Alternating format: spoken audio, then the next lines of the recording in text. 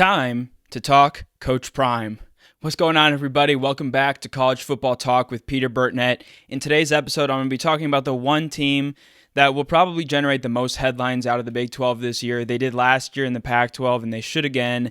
That's the Colorado Buffaloes, obviously coached by Coach Prime, Deion Sanders. They're going to be generating a lot of hype, a lot of buzz going into this season, but they're not one of the favorites in the Big 12, and I'm going to talk about why. I'm also going to talk about, though, why this team could potentially make a jump. And the question is that I'm going to be asking, you've seen it in the title, can Colorado and Coach Prime make the climb? I think these Buffaloes face the challenge of playing in a very competitive conference, kind of similarly to the Pac-12 that they've been in, but maybe a different type of challenge. And so I'm going to get things started with taking a quick look back at last year. Obviously, there was a ton of hype going into the season before it even started. A lot of people potentially talking about this team having a very good season. I think probably there weren't serious discussions about the team making the college football playoff because of it being a 14 playoff, but there were certainly discussions of them taking a big leap from just one win the year before. Colorado starts out good in terms of record, at least 3-0. They get a win over a then-ranked TCU team. That was the national runners-up, so that created some buzz. Then they get a good win where they pulled away late against Nebraska at home. And then is where the cracks really started to show up, and that was against Colorado State, where they won 43-35 in triple overtime. So that was kind of the first sign of maybe some cracks starting to form. After that game, they really unraveled. The following week, where they were ranked and the buzz really built up, they were completely steamrolled by Oregon, 42-6. Then they had a real unraveling in the game itself against Stanford, up 29-0 at half. They end up losing 46-43 in double overtime against a Stanford team that finished last in the conference. They also had a blowout loss in the penultimate game of the season against Washington State, along with a losing streak that just extended, I think, to 5 or 6 games to end the season. So overall, either way, I know they lost 7 out of 8. So either way, this team had a poor finish last year. That's known. This team, too, has a lot of holes to fill outside of the generational talents of quarterback Shedeur Sanders and wide receiver cornerback Travis Hunter. The question for this team is will the transfers they have coming in on the offensive side and the defensive pieces they have returning or coming in be able to fill those gaps? This offense last year was really good in their wins. They averaged almost 40 points per game, 37.8 in their 4 wins, but then they dropped all the way down to 23.4 in losses, and in November, in the final stretch of the season, they averaged just 20.3 points per game. Offensive coordinator Pat Shurmur has some NFL experience. He's excelled at multiple levels, and he will bring a lot of experience, and I think, to help prepare Shedeur Sanders for the NFL. They also are going to bring in an all-new offensive line. I believe they don't have a single starter returning from last year. Kind of leading the way in that is freshman offensive tackle Jordan Seaton. He's probably going to be out on the left side. He's a 5-star true freshman prospect coming in that's expected to get a lot of reps and probably hold on to that starting role throughout the season for the Buffaloes. Also coming in, a wide receiver from Vanderbilt, Will Shepard, and then running back Dallin Hayden to replace the outgoing Dylan Edwards. Another guy to watch is tight end Sam Hart. But the real focus offensively is obviously on Shedeur Sanders. He was 298 for 430 last year, a 69% completion percentage. He threw for 3,230 yards, 27 touchdowns, and 3 interceptions, which shows even when he was pressured, and he was pressured a lot, if he wasn't the most sacked quarterback last year, he was one of them, pressured all over the place against a real porous offensive line in front of him. So that'll be something that'll need to be stepped up for Colorado. Offensively, they had Jimmy Horn Jr. come in last year from South Florida, and obviously pairing him with Travis Hunter, those two combined for just short of 1,300 yards, and they combined for 11 touchdowns. So offensively, this team had a lot of promise last year. They ranked 16th nationally in the pass, but outside of that, they didn't rank too highly. They're going to need to improve their overall game, I think. I think Dallin Hayden, I believe, coming in from Ohio State, could help bolster the run game, and I think just the experience of a guy like Pat Shurmur should help the offense get some more consistency.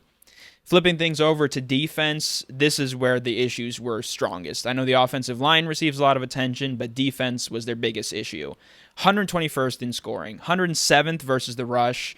That was their best. 124th against the pass, and 127th in total defense. They're going to bring in another guy with a lot of NFL experience in Robert Livingston, coming in from the Cincinnati Bengals. They have 6 defensive starters returning. Obviously, the one who gets the most attention is cornerback Travis Hunter. I'll talk more about him in a second. Free safety Shiloh Sanders, Deion Sanders' son, has showed promise, but I think maybe hasn't quite lived up to the billing of his brother at quarterback. Obviously, 2 very different positions, or to Travis Hunter, but those are 2 generational level players. Some of the key returners that they have coming in include linebacker Levante Bentley, who was the only Buffalo coming back who had at least more than one sack last year. He had 5 to co-lead the team. They also have Trevor Woods, who is twice last year at least, and at other times as well, with 2 interceptions, a valuable piece in the passing game, in pass defense, with 2 interceptions last year. And then obviously Travis Hunter is paired with safety Cameron Silman-Craig.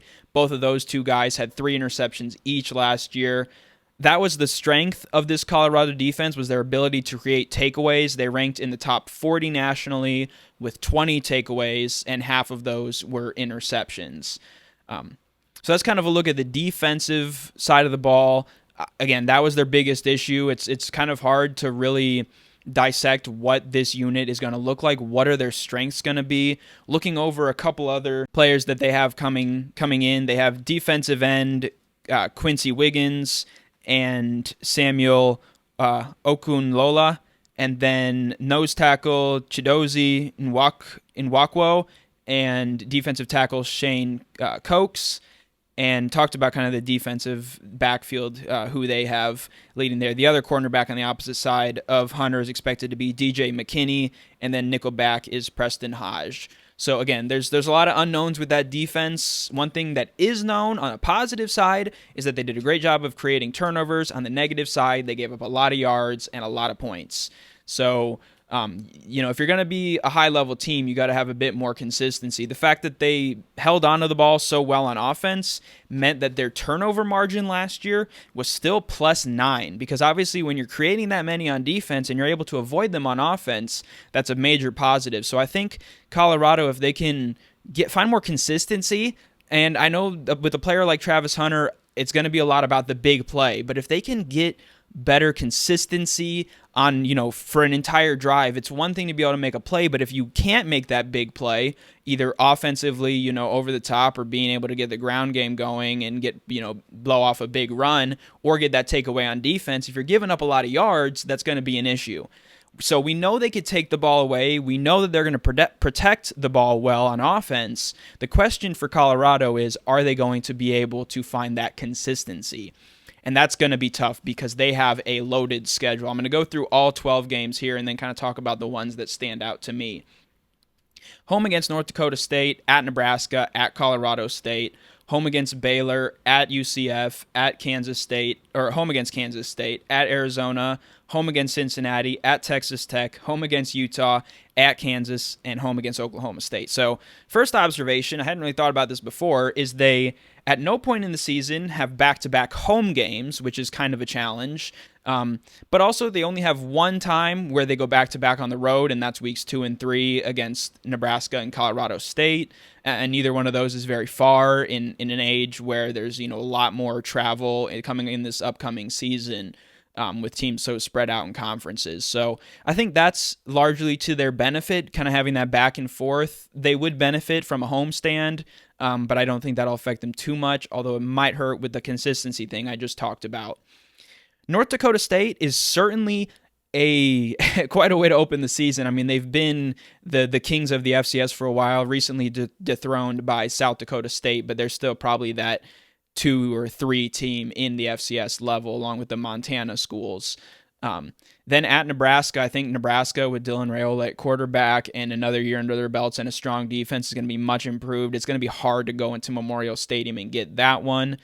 I think Colorado State was tough last year. I think Colorado will deal with them a little bit better this year, and then home against Baylor and at UCF. I would say through that opening stretch, I would expect Colorado to be no worse than 3-2, but I also don't think they're going to be any better than 4-1. I think it's one of those two things. I think I could see them dropping games at Nebraska and at UCF. I could also see them grabbing either one of those, more likely UCF on the road. Then they get into an even tougher part of their schedule. Back-to-back games, Kansas State and Arizona, two teams that I have projected to finish ahead of them. I think Kansas State is, in terms of projections and conference standings, maybe a little bit overrated. I think Arizona is still a little bit underrated. So those two matchups, I think they'd probably benefit from having them reversed, going to Manhattan and then hosting Arizona. But I think they'd probably go 1-1 in those games. Then Cincinnati and Texas Tech. Cincinnati is a game that I could see after back-to-back games against tough teams, against really good teams. I could see them potentially dropping at home, but then maybe going in and beating Texas Tech on the road. And then they finish with the three teams that many have as the top three teams in the Big 12 this year: Utah, at Kansas, home against Oklahoma State. I think if you're going to have those three games back to back to back, that's probably the best way you want to have it. You want to be able to host your rivals, Utah, at home. And you're going to have one of those be a road games in almost all circumstances. I think Kansas is probably the best place to go to this year. I believe that'll be at Arrowhead this year, as David Booth Memorial Stadium is being completely redone and renovated. I guess not even renovated. It's more just a total reconstruction. And then Oklahoma State at home is also positive.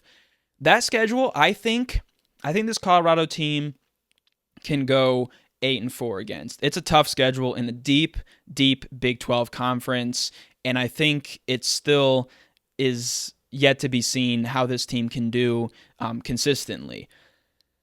You see a lot of times, you even kind of saw it with Caleb Williams last year at USC, where a team has a star player, maybe they have a couple of star players in the case of Colorado, but how does the rest of the team look around them? I don't see this Colorado team being as strong outside of Shedeur and Travis Hunter. I think they're probably right at kind of along that level of USC. I think they should improve this year, but they still have a lot of roster turnover, and I think that'll be difficult. So kind of final takeaway, I think Colorado will show signs of improvement.